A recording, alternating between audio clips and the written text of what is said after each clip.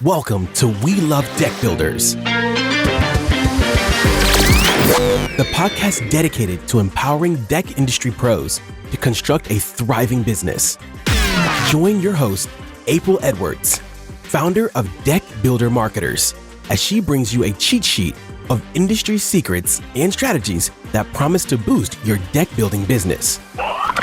Whether you're a battle-tested pro or just starting your entrepreneurial journey, this podcast is your arsenal for expert insights and actionable advice.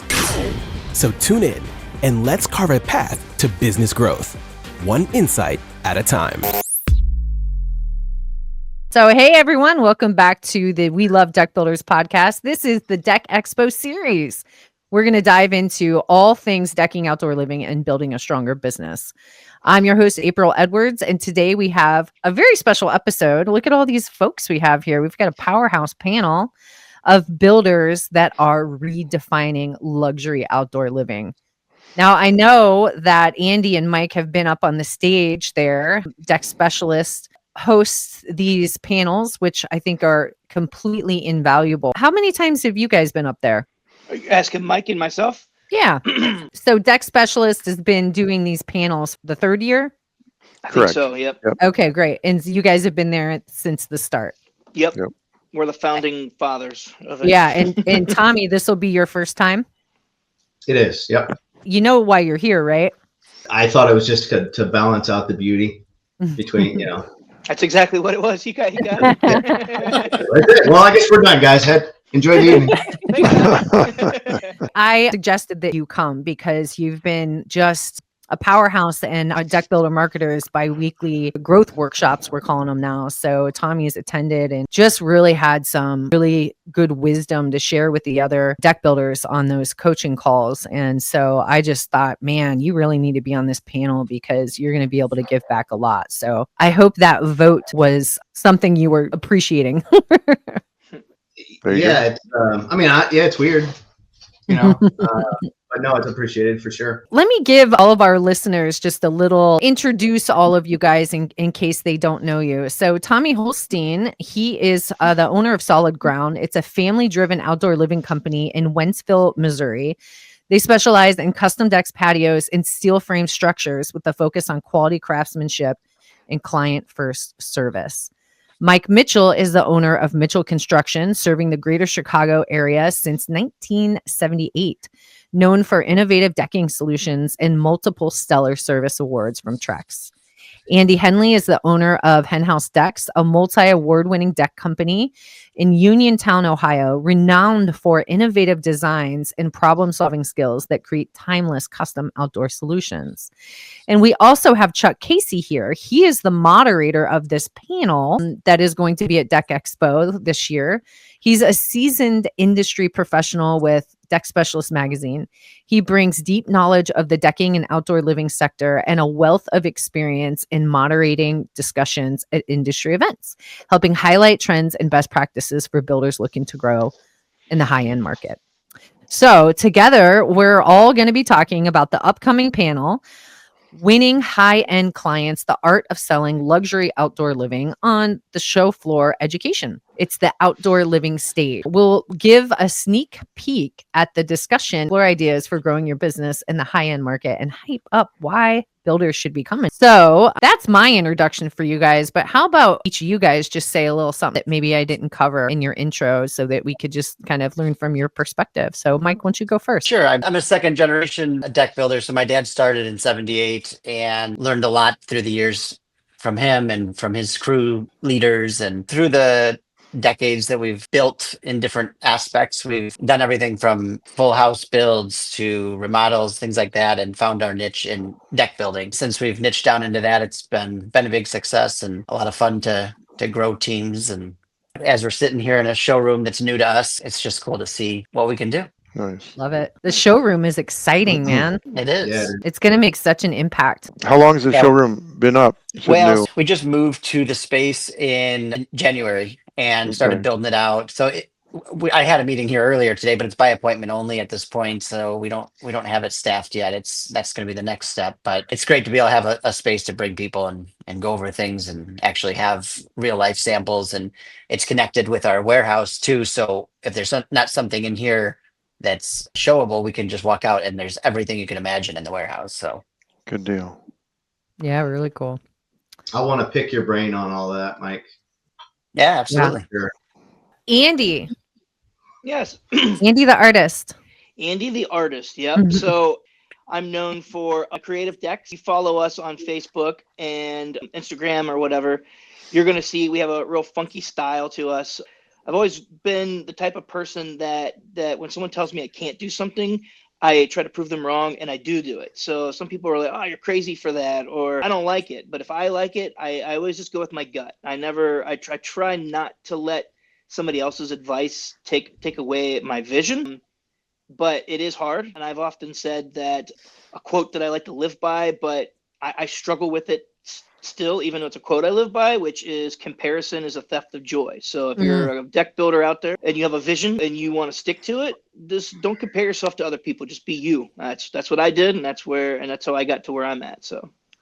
So Sean Collingscrew was on yesterday, and it ended up being like a life coaching podcast episode. And we talked about that comparison thing a lot. Yeah. So that's apparently a theme this week. So it must all be. you Well, and listeners- just in life. Yeah, just in life. Mhm. Like I coach my son in wrestling, and like sometimes I've stepped back and actually that quote hit me harder in that aspect, because it was, why can't he be like the other kid or blah, blah, blah. And I did all that and I forgot to, and not that I didn't forget, but I lost that moment where I watched him grow into what he is, because I was comparing him to something else. And I think that it's important in every aspect of your life to have that thought process. And even though I say that, I struggle with it every day still. So.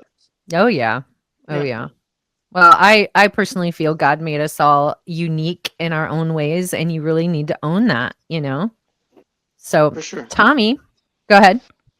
I'm Tommy Holstein with Solid Ground. My wife and I, Tara, run the business together. It's a pretty neat dynamic. Our kids are all actively involved in the company, so that's very rewarding. Our son does all of our videos. He owns a company called Video Punk. They do all of our videos and do just a lot of fun stuff. It's neat to see, to get to see his creativity kind of shine through with our work. Most of what we do, several years ago, 2018, 2019, we really focused on targeting that higher end build, and not so much higher end in dollar amount, but just in quality of build. We made the decision to switch exclusively over to steel framing. It took us a while to get that, to really get that dialed in and get with a manufacturer that we could be exclusive with. Ultimately found Newcastle Steel, and it's been great ever since. Everything we do is a steel framed deck. Going into that, knowing that quality is what we were looking for, it gave us just a different path. Instead of looking at, we want to close every project, we really look at kind of excluding projects that just aren't a good fit for us for one reason or another. And it's been great. So now looking at the next chapter, looking at a showroom, looking at a warehouse, growing in a different way and different direction. Right on. Super cool, man. Lots on the horizon. And I love the family aspect. Yeah. That's got to be pretty cool to actually be able to spend more time with your kids when they're out of the house. It's different. You're, the employee-employer dynamic, but then, you love this kid. So it's different. That's all. We should have you on the podcast to just talk about that. The challenges of working with family, because you're doing it all. I mean, you got your wife and kid, And it's different, all of those dynamics, imagine being married to your business partner and disagreeing with something that your business partner says or does. And it's like, you don't clock out and go home. You're just still together all day. So I really think it's made our marriage stronger, which is awesome. I also have the benefit of, I worked for many years with my father, and now I see what he saw, like it's seeing the other side of that, seeing what my father saw working with his son. Now I'm working with my sons, and I couldn't imagine it being any different. It's incredible. Do you guys agree that it's going to be the day when your kids get older and they tell you that you were right about something? That happens, yes. I always That's a good thing. I grew up watching The Simpsons, and I swear the older I'm getting, the more I understand why Homer would strangle Bart. You know, Yeah. Well, it makes more sense now. yeah, and I Yeah. mean, I always say, like, God gave me so much patience, but it all ran out when they turned 12. Yeah, they change. So, Chuck, who are you? All right. Howdy, everyone. My name's Chuck Casey, and I'm with Deck Specialist Magazine. So, our publications date to 1922. Wow. We have 2 dealer distributor books, lumber building material. Our audiences are the retail dealers and the wholesale distributors, the people that bring products to market. And then in 2017, we started Deck Specialist. And so I've had the pleasure of working with these companies for a long time. Patrick Adams is our publisher. He does a very good job. He helped grow the company. David Koenig, Sarah Graves, we put together Deck Specialist, and it was a real good fit at the time because people were moving away from man caves and they were going outside into the outdoor living space. And then COVID just kind of kicked it into hyperdrive and everybody went outside. So, I mean, it was a good, timely trend, and we're fortunate to be able to participate in it. And as I said to you guys earlier, before we were on air, I have a lot of respect for everybody on this panel. The amount of things you guys have to juggle in terms of being a builder and then all the things that happen through the course of doing that, managing expectations, materials, delivery schedules, working with homeowners, permitting. It's just amazing. For those who are listening, give yourself a lot of credit. Andy said, don't compare yourself to others because it's a thief of joy, and that is true. But one thing that's interesting about this industry that we try and communicate, we see it from our perspective, is that there's a lot of good-hearted people in this business and they help each other. So rather than comparing, they're actually helping. And that is rare. And so some of the values or ethics we see among builders, it's a rare thing. And something about the building material industry itself, people are attached to it. People get into this industry, they do it a long time. But the contractors and the builders, they want to help each other. And from our perspective, the decking industry has grown a tremendous amount because of the quality of the people that have gone into it. Like Andy said, they're artists as much as they are builders, and they have a vision, and you can do that. You're not just framing a house and then covering it all up with drywall. What you guys are building it lasts. It's part of, people smile when they go on their deck. They bring their friends, they bring their families. So, I mean, these are the things we see, and in our publication, we try and capture this. So the passion, the enthusiasm, and this kind of camaraderie and sentiment, we do our best as a publication to reflect it and to inspire. So, I'm a facilitator, and I try and bring these and pull these things out of you guys, and it's pretty easy because they're all at the surface. They're not necessarily even below the surface. And then April does a really good job from our perspective of herding cats and getting you guys lined up and handling that aspect of the business so that you guys can keep growing. So the relationship, and that's kind of what we do and look at, is the relationship between all these different pieces and how to communicate it, and then give you guys a forum to express it. Mike and Andy are tool reviewers, and we really enjoy it. And so there's a community aspect to the business. And so those who are looking at this or watching us right now, I should say, that's what you're going to get by going to DeckExpo. You get a sense of it, you kind of tie into it, and you come back with ideas and put them to work and just be consistent and make it happen, and you'll continue to grow and succeed. Beautiful. Did you know that all three of these fellas work? I'm privileged to do their marketing. Yeah, and and it's interesting too because they're all very successful at what they do. And I mean, and bringing like what Tommy said with Newcastle Steel, that's a new idea. That's a new product. One thing about the building material industry, from the manufacturer's perspective, is they don't innovate at the rate that other industries innovate. Callbacks are a nightmare, right? So callbacks, product failures, that'll ruin your day real quick.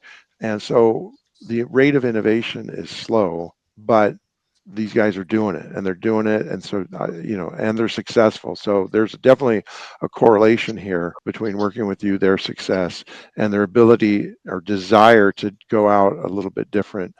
Like steel framing, that's not as common, but it's probably the best framing you can get because it's not going to fail. So those are just good examples. Good industry to be in, right? You guys started the Deck Specialist magazine, never looked back. Yeah, it's gone really well. We had a couple other publications in the industry. Their formula was to teach you guys how to do what you do, so to speak, in terms of skills, applications, methodologies. We try and inspire. So because you guys are good at what you do, you are setting the bar, you're creating the standards for building. And we just want to inspire everybody and others to be leaders in it. And I think that's helped the industry a little bit from our perspective. And I think that Mike and Andy, your guys' column started maybe a little bit before mine. I can't remember, but it was around the same time that we started all writing for Deck Specialist magazine, I believe. You guys been doing your column? Our third year. Third Mike? year. Yeah. Yeah, I think that's about right. Yeah. Yeah, I think I've been writing that long. I don't know. I'd have to look. Time's flying. Sarah's listening. Sarah's our editor, and she would know specifically. Sarah, pop in, leave a comment, and give us the answer. Exactly. What's the name of your guys' column? Decking TNT, and the TNT is tools and technology. So yeah, and what we do is it's an honest take on either the technology that we're using or the tool. And I feel that, if you're reading these, that you just know that these are coming from a place of everyday and either the struggle or however the crew is using them. This is the feedback we're giving you. And even with the manufacturers that will give us tools to try out and things like that, which is really cool. And we're blessed that they do that. We even tell them, we are going to find something that we feel needs to be improved on. I mean, it could be, we wish the grip was more cushiony, I don't know, but we're going to find something, because these manufacturers and especially Milwaukee, they appreciate that feedback, and I think because of that, they've at least in my book, they're a standout company, and they really reap what they sow. I mean, wouldn't you agree, Mike? When we went to their pipeline event, it was just top notch. I mean, they invited us there, showed us the whole factory, and now I'm sure other manufacturers are like that too, but the experience we had there it was like everybody that worked there was privileged to work there. And I think that was like the biggest thing I think I actually took away from the whole event. Wouldn't you agree? Absolutely. Yeah. Everybody was just completely all in on what they were doing there. It was really cool to see. Yeah, I mean, that was probably the biggest. I mean, there was some cool stuff they showed, and I think the most powerful thing was just from the ground how much up, they cared. Yeah, how much they cared. It was like it was like their business, and that was cool. Do you guys have a favorite column that you did? I've got a favorite tool that I had, but the favorite column that I wrote, there is one. Give me a minute, and I'll figure it out, because I remember I had a really good time writing about it. Do you guys Chuck, do people ever write in? I said write. I guess email? It's kind of like when you say roll the window up, like we don't really roll the window up anymore, or like let's film that information in, Chuck. Most of our here's one. So if I know they're not the perfect, but there's Milwaukee. They talked about Milwaukee tools, so I've got copies of the magazines here. So I mean, most of the feedback we get is when we travel often. I'm out at a lot of different industry shows, and the industries overlap. I mean, the material suppliers work with the builders, and so the industries, the different industries certainly overlap, because our retail dealer, wholesale distributors supply these guys, and then the manufacturers are working across between the builders and the dealer distributor audience. And so most of the feedback I get is in person when we travel, seeing a lot of people, and it's usually very positive. So what you guys are doing makes a lot. People don't. It's funny, if you buy a car, doesn't work, you're going to get a complaint. But if you drive away and the wheels don't fall off, you're not going to call the manufacturer back and say, hey, guess what? Everything's fine on this car. Nice car. Yeah. I know, exactly. Yeah. So, it's unfortunate that that's the way it works. But most of but in person, people will always pull us aside and talk about how much they appreciate what you guys are doing. And when they talk about they like the magazine, they're talking about the content and what you guys put into it. That's awesome. I am remembering now. So the one I enjoyed writing the most, or I had the most passion about, was actually the hammer. So we reviewed a hammer, and it just brought back so many thoughts and memories through the years of actually hammering away at with the tools, and what a hammer actually did for a contractor back in the day. Like before there was nail guns, things like that. That's what built all of these houses, all of these buildings. So that one was the most Was it fun I had. stiletto?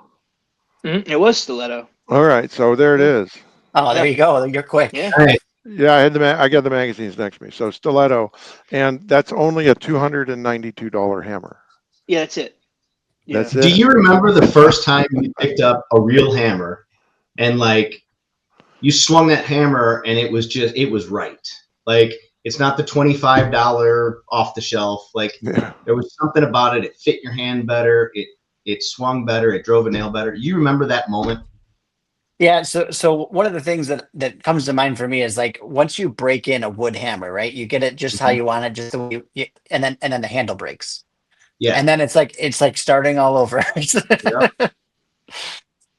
Yeah. We don't use hammers anymore, like really at all, and it's different, just screw guns, nail guns. Yeah. And going back to that article about the stiletto, that was a cool article to write because it's a hammer. Everybody, like how exciting can an article be about a hammer?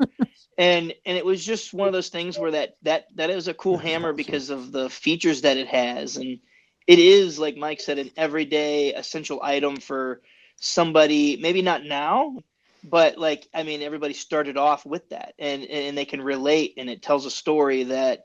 Like Mike fell in love writing that article, and we're hoping that somebody read that and it brought up old times too, and that I think that was the power of that article, so.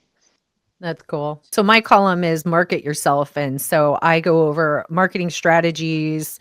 I talk about everything. And lately I've been putting together like checklists and guides that you can download that off of our website that will help you apply some of the things that I'm talking about in the column. So I would love feedback. So it looks like 3 years. It looks like I've been writing for 3 years too. And I would love some feedback, honestly. Like if anybody's read the column, please let me know. You could go and hit us up on any of the socials, or there's a chat on the website. It would be really helpful for me to know if it's bringing you any value so that, I can continue writing. All right. So Chuck, as the moderator of the panel that's coming up here, what inspired Deck Specialist Magazine to focus on the topic of selling luxury outdoor living spaces? It's kind of the trend in the marketplace. So what we're seeing is that with the outdoor living, the trend's going towards more high-end projects, and I think it's partly due to how the economy is. The high end's driving a lot of the economy, especially with housing, especially with construction, because people that can afford to do these projects, they're more mature in their financial situation, and so that end of the market continues to grow. It's really driving the industry forward. Smaller decks, conventional decks, people can DIYers can do them, and entry-level builders can do them. The stuff that these three gentlemen are putting together, they're done by experts. They're done by professionals that have a lot of experience. And it's these high-end decks, luxury builds that drive the market forward.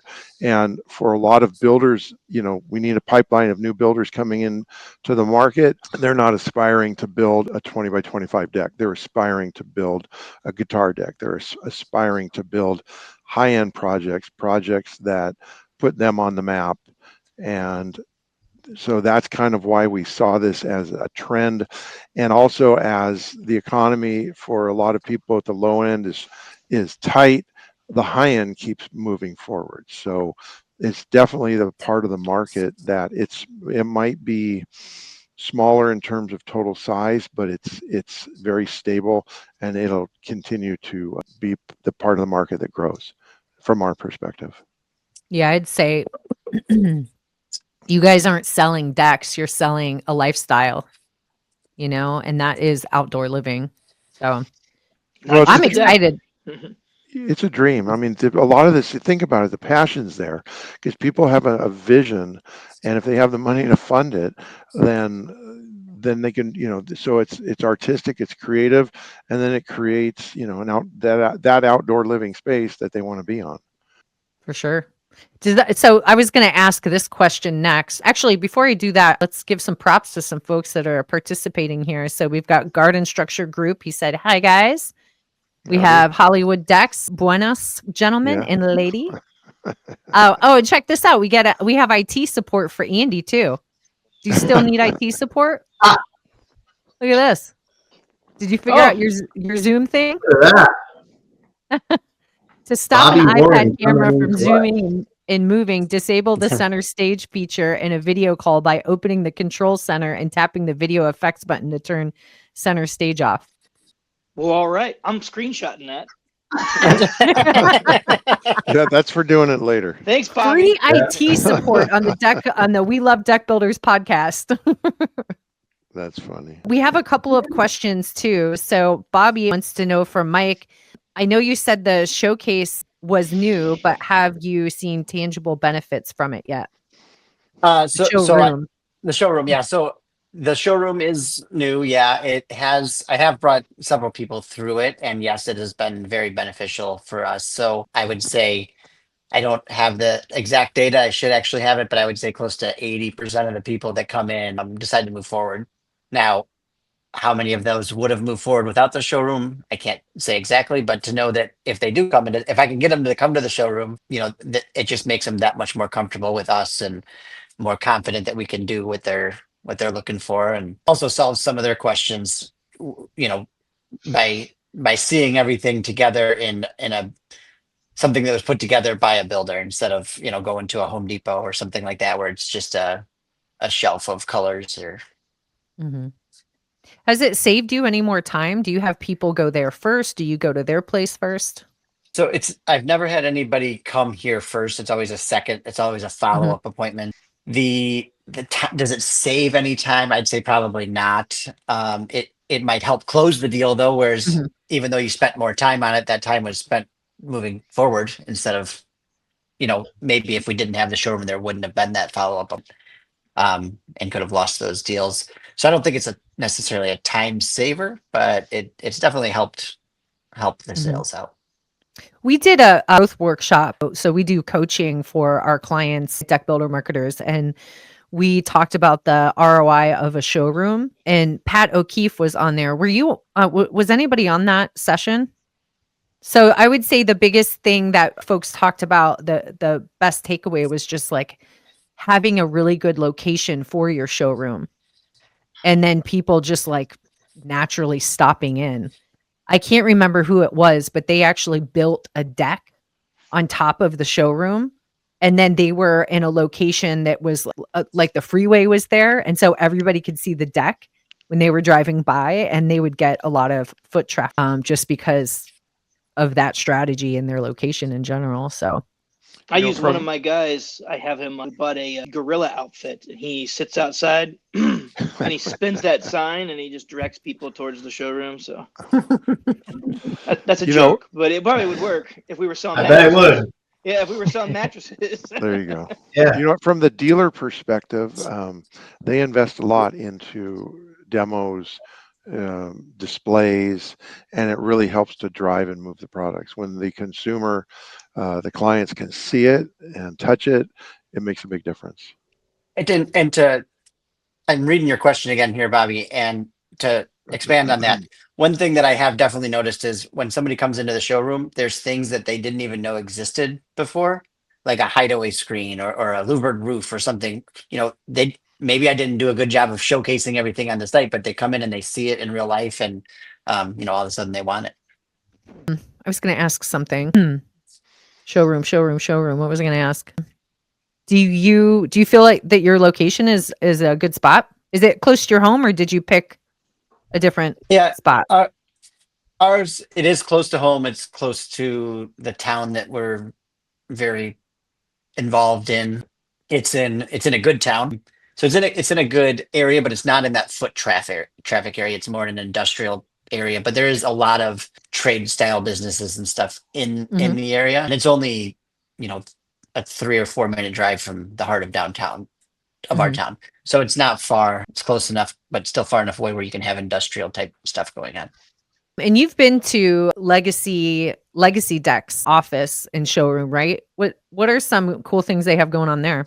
I think Andy, you've been there as well, right? hmm Yeah, I mean, I think what I thought was really cool. I mean, I think it's cool for the customers to come in, and it looks very professional. All of his sales guys, project managers, people, they all have a place to go, right? But I also think it gives his employees and everybody a cool place to conduct business. I mean, I think I'm going to go back to that Milwaukee thing I said. If you've met the Legacy guys, I mean, they love what they do. They're very passionate about that business, and I think that starts from the moment you walk through his doors. It's the vibe that he has in there. I mean, he's covered everything. I mean, it's not just the showroom for him. I think it's like the home for his work family, and they all live there and as they're working. You know what I mean? Mhm. So, but I could definitely, when I'm there as just a builder, I was like, wow, this is nice. I mean, it felt like I was at like a big corporate place, and that alone tells me if I was a customer and I wanted to spend money, that these guys obviously do a good job of putting their pride into this building. That, I mean, they've got to do a good job building a deck, so. That's cool. I Almost. know. What's that? You mean like the culture that they create, like Yeah, like it's got a the really employees good feel culture. like they Yeah. belong. Yeah. Yep. 100%. Yeah. And it's like, Yeah. and like I said, not just for the homeowners or Yeah. clients coming in, which that's still a great culture and vibe that's in there too. But even Sure. for the vibe and the culture of his workers. I mean, it's just, Yep. Chris is one of those guys that is, I mean, he's a really good guy to watch, and he's a good mentor and stuff. And he's doing a good job of showing the industry how to build a team that is passionate, and you can see that in every one of his employees, whether it's somebody that you see at the expo, or it's just you run into them somewhere, or even if you're out there visiting for whatever reason, and it's Yeah. the secretary. I mean, every person is proud that they work there, and I think all that trickles down to how successful he is Mhm. in general. Yeah. So It's Absolutely. I also think that culture. Sorry, Mike. I think that culture, like we try to develop that same feel. Like we want hmm our people to be here for years. I'd love somebody to retire from our company. hmm And in order to do that, they have to be happy with what they do. They have to feel like this is a rewarding career path, not just financially rewarding, but like you got to be able to step back from your work and be like, dude, I built that. I did that. yeah. But I think you also have to feel like the people around you want to hang out with those people, you want to be in their present. And I think having the people that I work with feel like I want them to be there and I want them to be there tomorrow. That's important to me because I do want them there. I do want, I like the people that I get to work with. And many of them started with us with very little to no knowledge of construction or tools or anything. And watching people, I mean, we've got some success stories within our company of people that came from, where they are to where they were to where they are now. Like that's cooler to me than building a deck. Like it's really neat seeing the individual growth and seeing that culture. Like we're still trying to develop that culture. And I think Chris has that down to a science, Yeah. if that makes sense. And Tommy, do you, on some of those things that you were saying, do you communicate with your guys and tell them kind of what you're saying? Like, hey, I want to hang out. Like you're a person that's bigger than the job. Are you hands-on Yeah, talking to them?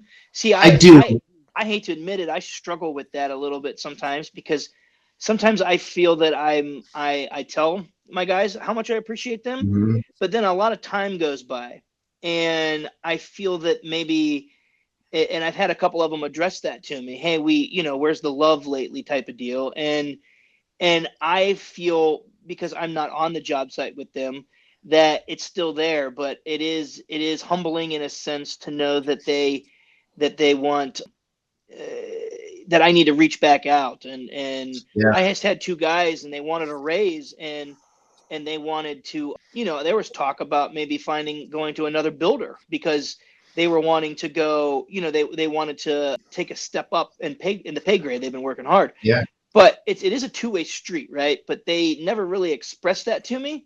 And I wear a lot of hats, and it is, there's times where maybe we talked about it, and then I kind of carried on with what I do, and I forgot to go back to the little guy, and I'm an advocate of the little guy. And so a life lesson for me is I can't forget that guy, and I can't forget to, tell that guy how important he is, just because he's the reason I can live the way I want to live in certain aspects. So, Yeah. I don't know if you have had that experience with your guys or not, but I got to hold myself accountable. I need to do a better job. Yep. So. Yeah, it's tough. I think so. Two things to that: you get to live the lifestyle that you want to live because of the fruits of their labor, let's say. But your team, they too get to live the way they want to live. They get to live their lifestyle because of the path that you carved out for them with Hen-House Decks. So that is a two-way street, and you need to see that side of it as well. Sure. In the construction trades, the stereotypical construction site is not what we are looking for. And likely, I mean, knowing the two of you, I know that's not your job site. We don't allow smoking. We don't allow people to be out there cussing, and we don't allow people to talk down to other people on the crew, which from a construction site, that's not the norm. People treat people a certain way. They think it's funny. They think it's acceptable, whatever. I don't participate in that. And I'm a guy that, if you're the stereotypical construction guy, we can get along, we can hang out, we ain't working together.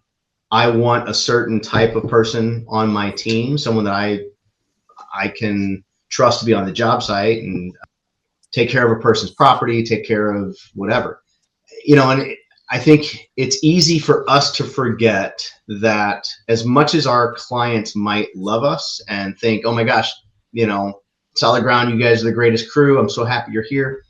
They are really happy the day we leave, because they don't have to, you got a construction site that's working in your yard, in your property. So that's a thing that I relay to our team. That's, we want to uphold that kind of standard. As far as telling my crew, I probably don't tell them enough, and I want to. I also try to, you try to balance things out. I don't want to come down on somebody really hard and make them feel terrible, but it's you cut this board wrong, and then you got another board and you cut it wrong again. You didn't learn from the mistake. I don't mind that you made a mistake. I want you to learn from that mistake. You come down on them too hard, and then they're just just destroyed the rest of the day. So I have to balance the love and the sternness, I guess. But I think I do. You'd probably have to ask my guys. I think I do a good job. But I don't know. I know what you mean in a sense of the more you could let them know about the good things, the easier it is to let them know about the things that aren't so good. Yeah. Or mistakes that were made. Yep. We run our business on our core values. We are it keeps running your business really simple if you do that too. And we give reviews based off of those core values. And so when we bring someone on, we make sure that, they're going to be a good culture fit. That's number one. And that they will be able to fit those core values. There's something that, first of all, I just love this conversation. We were talking about showrooms and it went into culture. And I just think this is a really good topic. But Chris always says, and I'm trying to remember where it's at. He says the goal should be so big that everybody else's goals can fit inside of it. And so Deck Builder Marketers what do you think our mission is? I mean, really, it's It's not I like think to to make serve us a ton of It's deck to help builders. other people succeed. Yeah. Yeah, You want to help, exactly. and Yeah. I that thought it is, was to yeah. give your existing customers a good discount Yeah. coming out. Yeah. That's anywhere. Yeah. Yeah. You'll be He's so charged extra for successful that. that we I could was just work pretty for sure free. that's. I thought. I'm gonna be honest. I thought that's where you were heading. Like, I think our mission here is to give our existing customers a nice big discount. So It never hurts to ask, Andy. But it's to empower potential, improve lives, and build success. And so that really trickles down to our team, their family, and our clients and their teams and their communities. It's about really making a bigger impact with the solutions that we provide. So anyway, I wanted to say this because this is also something that we promote around here. And there's this video that I share as well. It's a clip from you guys, Andy and Mike. You probably know more than Tommy. I'm not sure how old this movie is, but have you guys ever seen Meet the Robinsons from a Disney flick? Heard of it. It's Oh, older. go No, watch I it. think It's one of my no, I favorites. don't think I have. I'll have to It's put one it of on the my list. favorites. So the kid is an inventor, and there's so much more to it. But when you are an inventor, just like, you know, when inventions are made, there's so many mistakes that happen before they finally get to that final invention and prototype. You know what I'm saying? But all of those mistakes along the way are what brought them to make the Right. final thing. Right. So this is a quote that is from that movie. Around here, however, we don't look backwards for very long. We keep moving forward, opening up new doors and doing new things. And curiosity keeps leading us down new paths. So this was the quote at the end of the movie, but the scene that I share is the kid. He was so excited to share his peanut butter and jelly invention thing where it squirts peanut butter and jelly on, like with one squirt or something like that. And the whole thing failed. And there was a huge mess all over the room. And he was so scared that he was going to get yelled at by everybody. And instead they all celebrated and they celebrated the fact that he failed, because it is important for growth. You cannot grow if you don't fail, right? And so one of our other core values, we've retired it because it just is embodied in us now, is woo-hoos. So we share wins before any meeting, and we do that throughout the week as well, because it's always easier to identify things that are going wrong. But if you could really intentionally take the time to make sure that you're sharing even just a small win, it makes such a big impact in your culture. So Good. We've got some questions here, lots of participation. So where do I even start? Let's see here. How critical are reviews for local businesses? Do you have any thoughts? I think they're. I think they're huge. I think, honestly, I do. I think they're extremely huge, especially in this day and age.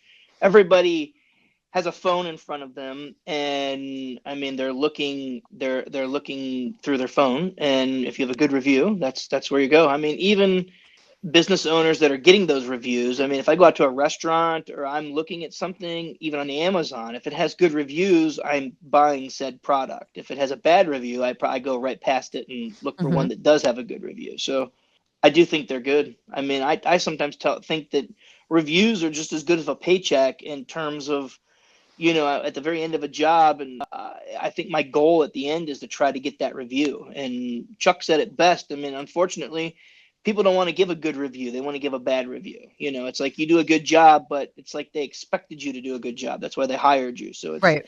Sometimes it's hard to get that review. So I will say, it has a lot to do with what we're talking about too. Somebody that only has a few reviews compared to another builder that's got, a ton, that's going to create a different level of trust and overall authority if you're trying to sell, a $80,000 project, right? So I think that they also help with the topic that we have here. One thing I've noticed with reviews that seem to have a bigger impact is when the person actually leaves pictures of their own project, because there's so many fake reviews out there, and just to see somebody like talking about a project, naming names, and then actually putting a picture on there, I feel like that's helpful for the consumer. And it helps Yeah. for search everywhere optimization. SEO. I don't call it, I don't call it that anymore because people are searching on other places other than search engines now. April, we don't need to know anything about SEO. You've got that That's covered. right. Boring. But you do need to encourage your people, your clients to upload those pictures though. So, and Yeah, even ask for the review. Ask for a good review. If people are happy and they like what you guys have done, don't be shy. Ask. Say, it would help us a lot. So anytime I do so, even fly an airline, they send me an email and say, "How did we do?"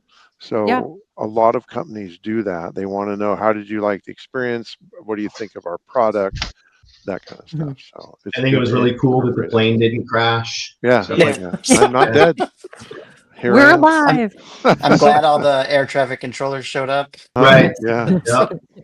Something I like to do, and I admit I need to do a better job of getting more reviews, but I mean I'm not terrible, but I need to do a better job. But that being said, I found these cups in April. I think you've done this too, because I've gotten one, I think, from you, but what I did, and I believe it was you guys made me almost like a QR code, and they scan, all you gotta do is scan that, takes you right to the reviews.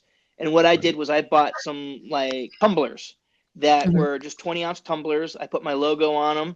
And at the very end of every job, even if it's not me, I have the guy that's power washing out there, the very last person that picks up the check. We get the check. He hands over that person this tumbler. And inside the tumbler is that review card. And every time I've passed one of those out, I've got a review. And I think I think it cost me $300, and I think I got like 25 or 30 of those tumblers. And that was, I mean, it's money well worth it, to be honest with you. I mean, it makes you look professional. It's kind of this little keepsake, and we always tell them, hey, first drink's on us, even though we're not buying them the drink, but they can pour whatever drink they want in the cup, so. Yeah. Yeah, Yeti, you can get your logo on Yeti tumblers and stuff too.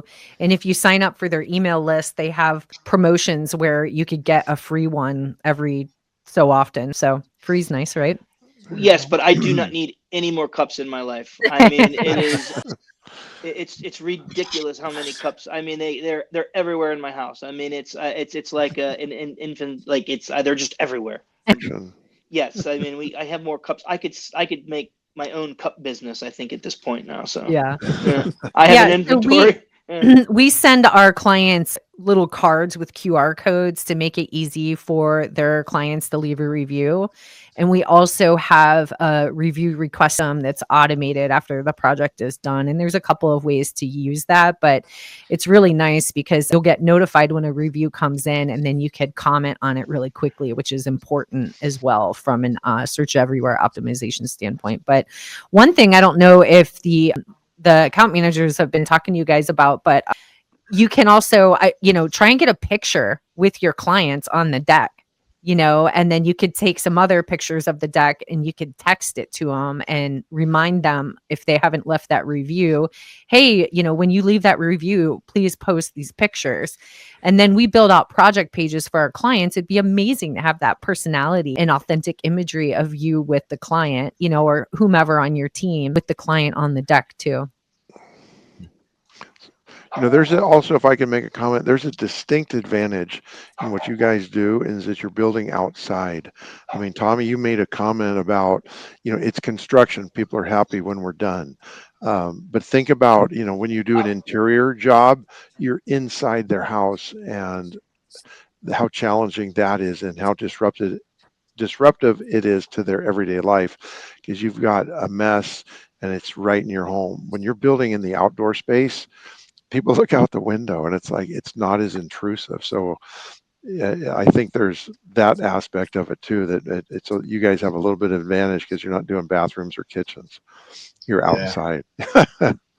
I've done that, so I know exactly what you mean. Yeah, it's a night and day difference. I've heard that from builders. They're like, hey man, we're outside the house, we're not in it.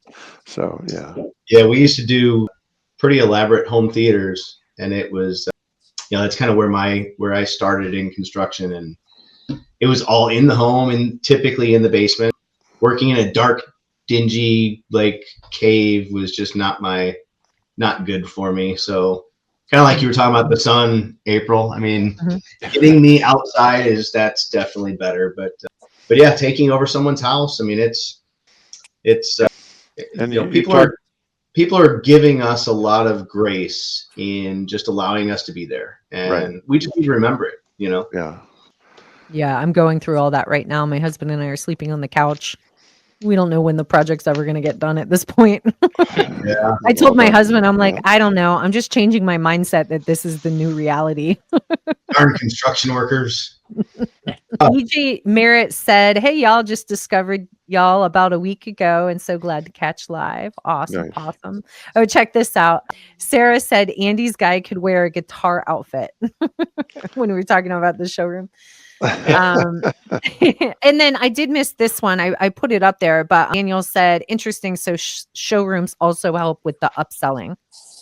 I'll send you guys that link to that session we had, and it'll give you some cool ideas too. For clients only, though. Pat O'Keefe from O'Keefe Built, it's the cutest thing in the world, I think. Print out each review that they get, and then they put them in a little frame, and they have a wall of Oh, reviews. nice. So even if people don't read them when they go to the showroom, they're seeing the volume, and it speaks a lot. That's I cool. think that's a really cool idea. Taking a note of that. Yeah. Yeah. Nicole said building culture is so important. Love what Tommy shared. She's my integrator. She's my right-hand gal. So Yeah. so that's where that came from. And Deck Masters of South Florida, do you guys have minimum dollar amount thresholds? For instance, maybe you're not going to accept a job under this dollar amount. We do. I think we're about 35,000 is a starter deck for us. So that would be just a 16 by 16 deck, steel frame, all composite decking, all metal rail, no steps. You're at 35,000. Anything less than that, we're just not there. I'm not. We also, I'm sorry to interrupt you, but listen to the podcast from yesterday because we talked a lot about this with Sean Collins Crew. Gotcha. I to answer that question that he was asking. If the job makes sense, I take the job. I mean, I'm not going to. I don't like to match the lowest price. I don't like if somebody comes at me and they have a realistic number and my number is close to their number and we can find a middle ground. To me, I take that job. And they still get that same quality and everything. I mean, I think it also depends on the time of year for me.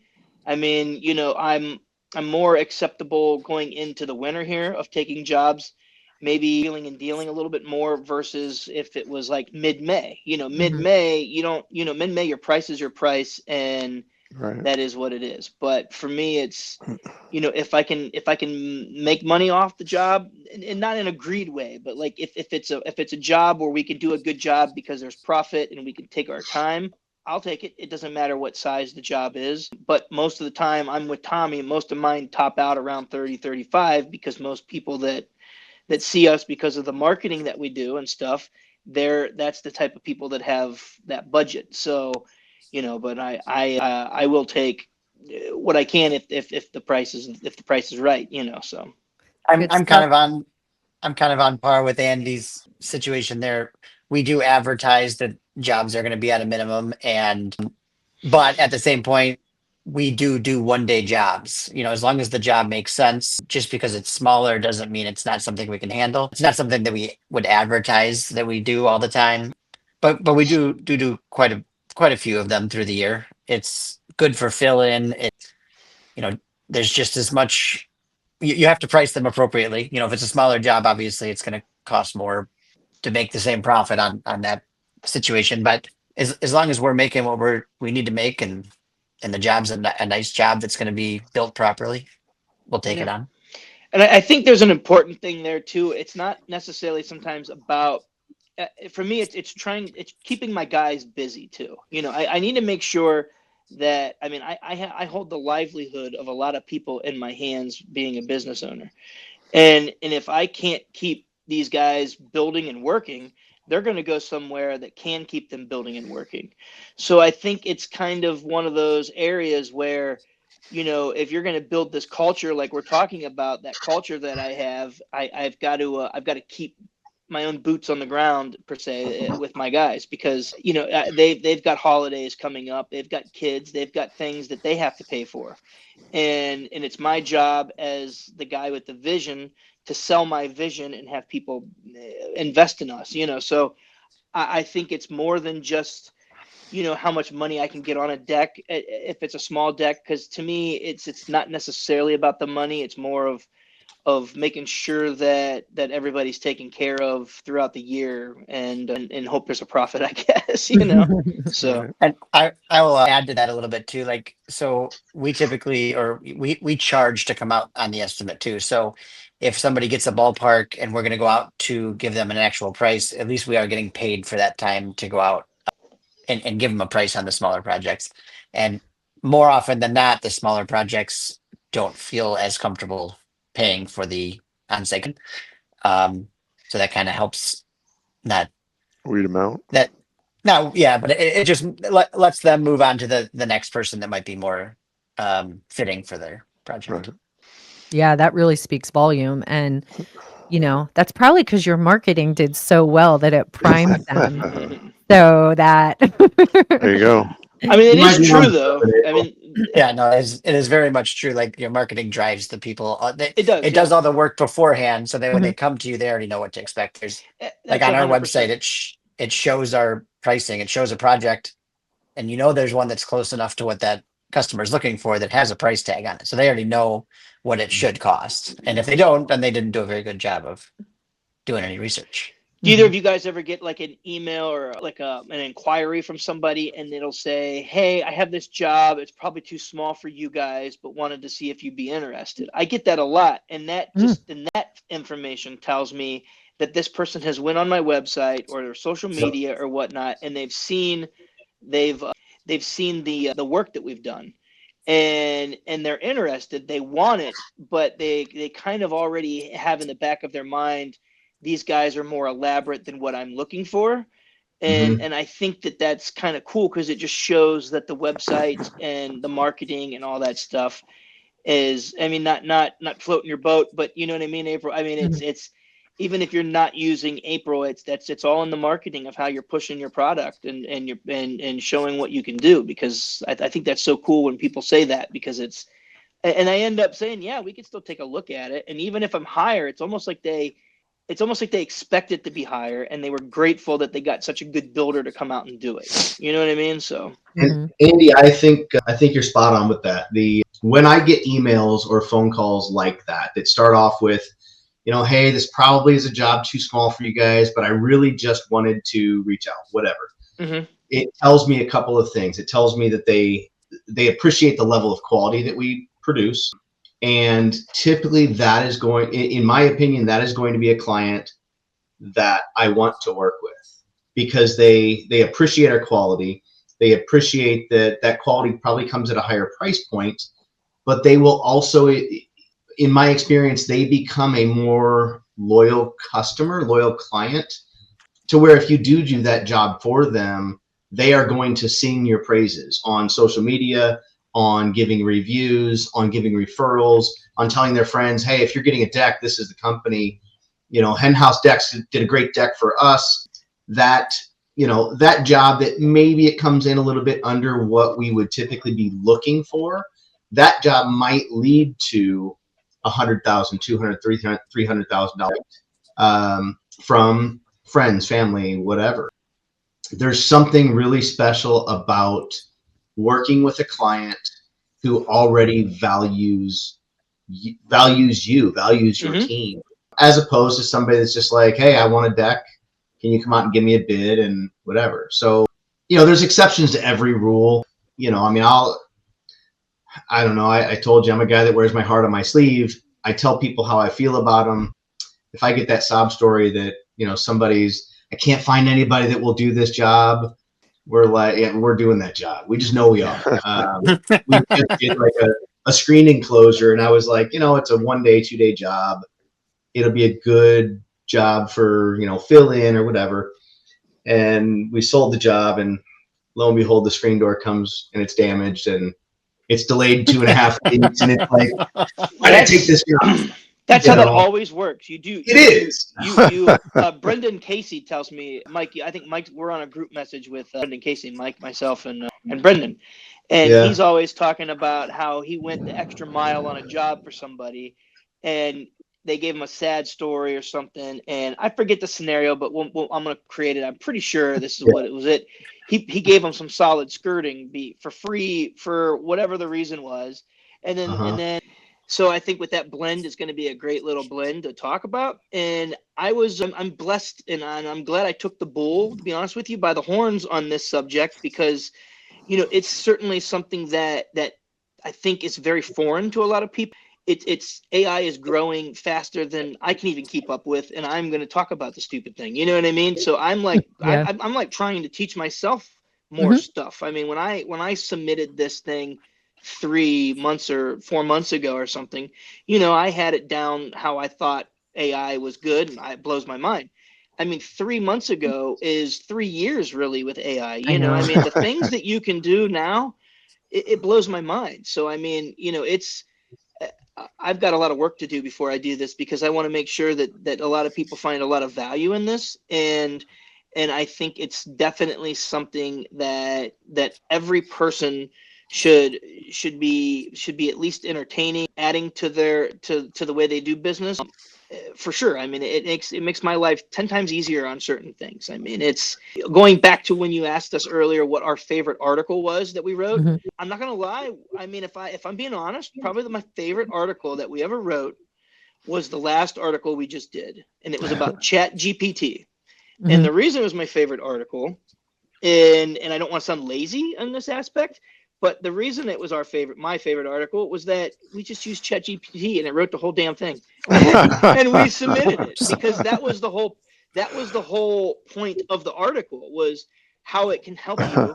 And then at the very end, it's like, by the way, this whole thing that you just read, and you're like, wow, this really makes a lot of sense. We didn't even write it. AI wrote it, and that was the beauty of it. So that would probably be my favorite, just because of the fun in it, because it was just submitted, and I just love that somebody might be sitting down reading this magazine about Chat GPT and thinking, man, these guys really put a lot of effort into making sure that this AI article was fantastic, and at the very end they got trolled.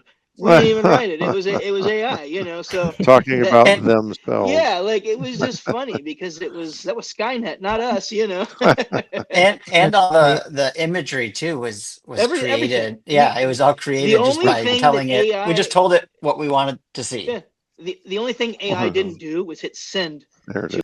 Well, Was hit send on the email. yeah, there it is. You can do that, of course. Yeah, You could create a whole workflow. So that's the power of AI and automation That together. was the whole point of the article. Yeah. I also definitely. So the talk I'm doing is Stop Chasing Leads, Create a Marketing System that Brings Clients to You. That'll be at 11 a.m. on Wednesday. And, having a system is extremely important. This year has been a challenge with AI. It's disrupted everything. And the way that consumers buy now is completely different. They have a much higher level of expectation, and they're going to do a ton of research before they ever even get to your website. I mean, it's a zero-click world where people are finding you and building trust in you before they even click, right? So they're finding all that information on Chat GPT and generative search and things like that. So having a really strong system is going to, help you grow your business in the way that it should be and the way that you want. And so I'll be talking a lot about the 4 pillars of our system, where we don't just focus on generating leads. We focus on visibility, trust, leads, and success. So I'll be talking about all of that. I'll probably have a handout takeaway where you can take all the strategies that I'll be talking about and apply them, and then come and ask questions. We do Deck Builder Marketers is the growth partner for these fellas right here. And you can ask questions of, what's been successful for them and get it right from the source. So I would love to see you there. It's at 11 a.m. on Wednesday. Any final words of wisdom before we part ways? I saw a question come up on my screen, and I thought it was one that maybe we should address, and maybe we already did, but I don't remember it. Somebody had asked, what do you do if you can't afford a showroom? Do you see that question they asked? Oh, I thought it was just a good question, and I Yeah. felt like if we're being true to who we are, we should answer that question. So do it. Yeah. I can't find it, but I mean, you I just thought I said it. saw somebody. I thought I saw. Yeah, I thought I saw it. I don't know. I had it on my side screen here. It was Andy's question. Yeah, right. Mine? No. Oh, yeah. My question, yeah. Well, no, but I don't even remember typing it. whoever asked that question, my advice would be if you can't afford to have a showroom or brick and mortar, my recommendation would be really work on your social media presence. I mean, I feel that your social media presence is going to be the biggest thing for you. I mean, because that is, you get what you put into social media, and you have a phone. Most people have a Facebook, Instagram, TikTok, all three, and I'm sure there's other ones. And really put a lot of time and invest in that. I feel because that's going to get you that visibility that you're looking for. So that would be my advice. So same thing, using a lot of social media, a lot of pictures. We ask our teams to take pictures daily. We have a professional photographer that goes out and does final pictures at the end of a project. So having plenty of opportunity to display different angles, different views, up close photos, things at distance, aerial photos, that really helps. We have also, prior to having a show, we're in the process of building a showroom now. Prior to that, we used our home, and we've run the business out of our home for many years. Our backyard is pretty elaborate. I would invite clients to my home, and the caveat to that, or the challenge to that, I guess, is things have to be on point. Like the house has to be well maintained, has to look clean, presentable, whatever. My family had to be on board, like, hey, I've got clients coming over. They're coming over at 6:00. Send the kids out for dinner. We do a meeting with a client out on my deck, and my success rate with that was probably 90%. Like it was very high if they're taking the time to meet with us. And I think that will translate over, kind of like Mike was alluding to, closing business in the showroom. You're showing your quality. You're not just showing, here's a deck board that you can pull off the shelf at, a big box store. Here's a deck board with custom miters, and here's the way our waterfall edge on our steps and our fascia details look like this, risers look like that, the lighting, everything has to go together. And for me, it's worked very well to use our home for that showroom, but I'm over it. I'm ready to get to that next step. And now we're at a good opportunity that, we're booking for August of next year right now. So we're going to take a break I'm out of sales completely now. So I'll be able to step aside from that and focus on the build of that showroom. So I don't know, maybe we'll put something together on the process of that. April, you'll have to help us bring that to life through the website or something. I don't know. Yeah. I mean, Tommy, that's why you're here, man. You're always sharing the wisdom. That was really good advice. I'm glad that you wanted to tackle that question, Andy. Yeah, I saw it and I just thought it was important to bring up, so. Yeah. I would say I'd say partner with your local lumber yards. So like you're going to need somewhere to showcase product. They probably have the product. Work with them to whether you help build something or make it work together with them so that you have somewhere to bring them. And if you could build something that you could put your name on or something like that would be a great start. It's where we get started. Well, Anna, I hope that was helpful. It certainly was helpful for me. Really appreciate your guys' time. We're only 45 minutes over. I think everybody would agree that having all of you guys here was been very invaluable. And don't miss everybody at DeckExpo. All right. So again, winning high-end clients, the art of selling luxury outdoor living on October 22nd, Wednesday at 2 to 2:45, right? There you go. Mm-hmm. Outdoor living stage. All 5 of us will be there. So Chuck will be moderating, and then you'll hear it straight from the sources here, Andy, Mike, and Tommy. And then of course I come from, the marketing perspective and can drop some juicy nuggets from that angle. Don't miss catching me at Stop Chasing Leads, create a marketing system that brings clients to you. That'll be on Wednesday at 11 a.m. If you're ready to take your business to the next level, don't forget to book your free strategy session with me at deckbuildermarketers.com. Guys, thank you so much. Right. Really appreciate your time. We'll see you soon. See All right. ya. Thank you. See you all next All week. right. Hey, deck building community. Enjoyed the show? Hit subscribe and give us your thoughts. We love hearing from you. Ready to level up your business? Visit deckbuildermarketers.com. Check out our services and let's build your success together. Don't forget to download our free guides. They're a game changer. Thanks for tuning in to We Love Deck Builders and see you on the next episode.